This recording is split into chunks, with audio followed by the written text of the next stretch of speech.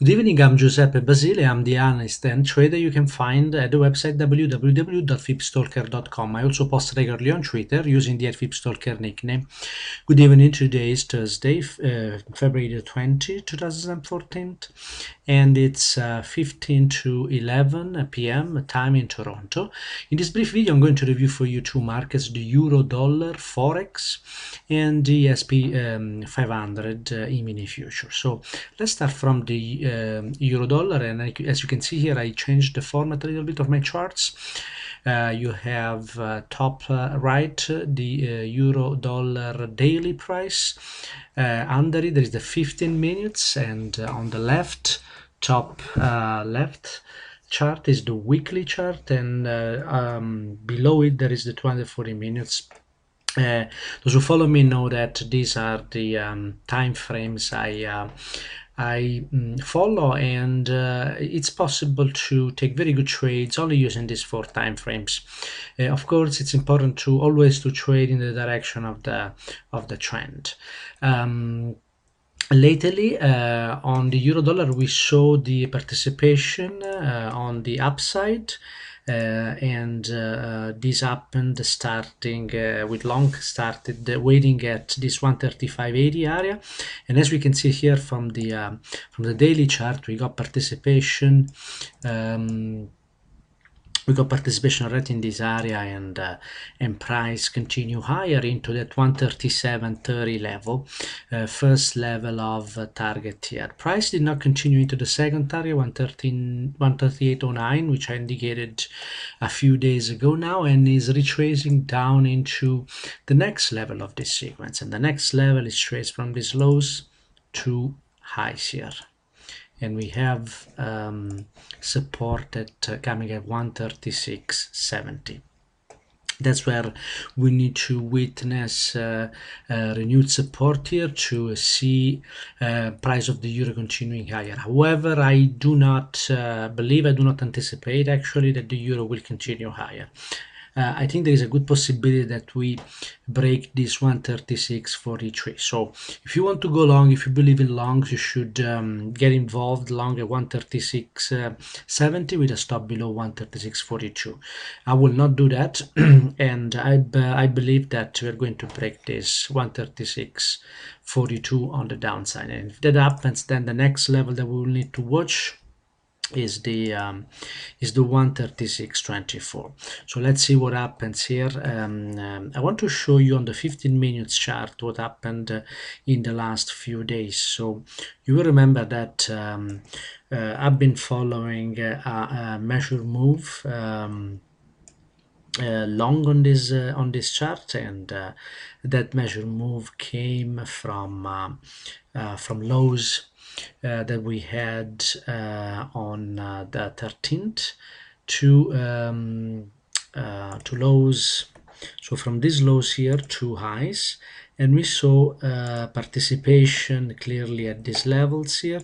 Price was brought higher into first 37.27 and second target, and eventually we had price trying to continue higher, but eventually we got a failure here, and as you can see, we got the failure below 137.36, and then price started moving lower.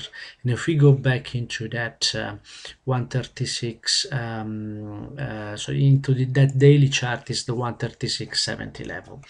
I want to also make you notice that on the 240 minutes, it's very clear the level where the market bounced. Shorts came in again at 137.30 area here, and they are bringing price into the next level of support, that 136.70 that we mentioned before. And as you can see, the first target lines up with that level of support. So let's see what happens there. That's where we're going. So if you have shorts, you should keep those shorts until price moves above 137.41. That would be our signal that bulls are back in play. However, until we get into 136.70, I think we will not see any significant move higher for the dollar, for the euro dollar.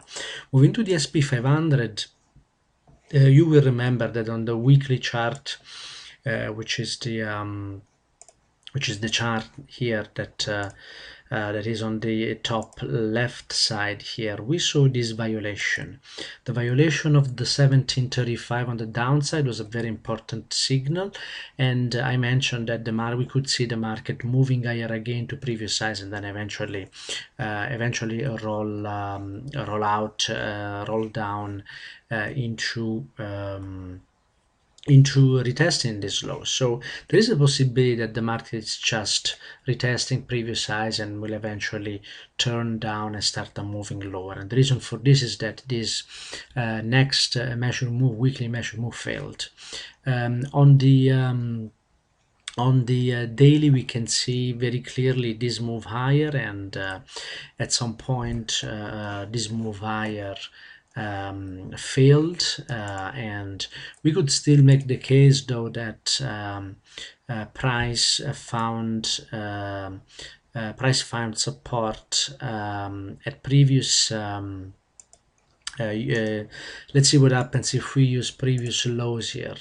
The move higher in the S&P 500 is not as ordered as it was before. As you can see here, there was a violation of this level, the 1818. So this would probably mean that again, this time on the 240 minutes, the move higher we are seeing here, which is corresponding to the move higher that we can see on the 240 minutes here,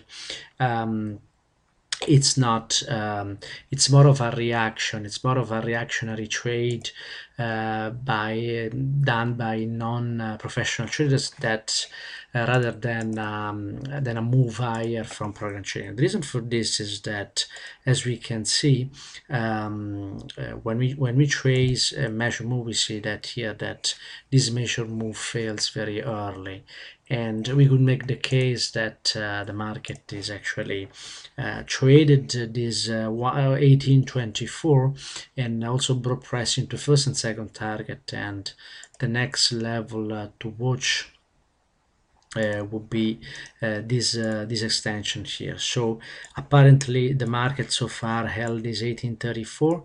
If we come back and we break this red line here, the 1834, there is a possibility that we just come back again, and this time we will not have even the support on the 20-40 minutes. So it's very important juncture here in this market. If we break 1834, I think we're going to see the lows 1818 retested again. So be very careful in this market. We could be at the very beginning of a down move here that could actually represent a very important correction for this market.